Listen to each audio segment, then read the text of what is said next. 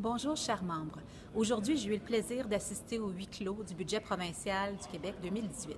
Alors aujourd'hui, on a eu plusieurs mesures qui viennent stimuler le secteur manufacturier, particulièrement les PME manufacturières. Mais dans un premier temps, j'ai le privilège de vous annoncer que Manufacturiers et exportateurs du Québec a obtenu du gouvernement provincial une subvention de 0,7 millions de dollars pour gérer un programme de conciergerie sur 3 ans. Donc, essentiellement, pour vous, ça veut dire qu'on va être plus présent pour vous accompagner dans vos projets d'investissement et s'assurer de maximiser le support gouvernemental, le support financier du gouvernement pour vous supporter dans vos projets. Maintenant, lorsqu'on regarde les mesures qui ont été annoncées aujourd'hui, on a des belles mesures pour les PME, donc un allègement fiscal de 1,2 milliard pour la PME manufacturière.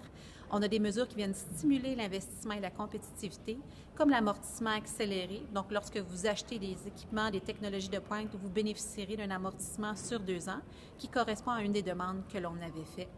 Et on retrouve également et finalement un programme pour l'hydroélectricité, donc l'échéancier prolongé tel qu'on l'avait demandé. Maintenant, on est très conscient que l'enjeu numéro 1 de nos membres, votre enjeu numéro 1, c'est la rareté de main-d'œuvre. Alors aujourd'hui, dans le budget, on a retrouvé des mesures de 800 millions pour la stratégie nationale sur la main-d'œuvre, des mesures pour l'immigration et aussi le réseau 200, qui est un réseau qui vise à propulser les PME manufacturières sur les marchés internationaux.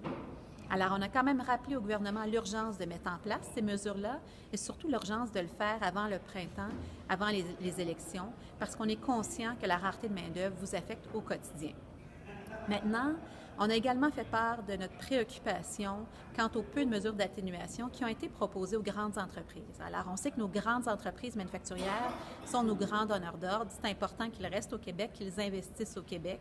Et il y a eu peu de mesures pour compenser la hausse des coûts de faire affaire au Québec.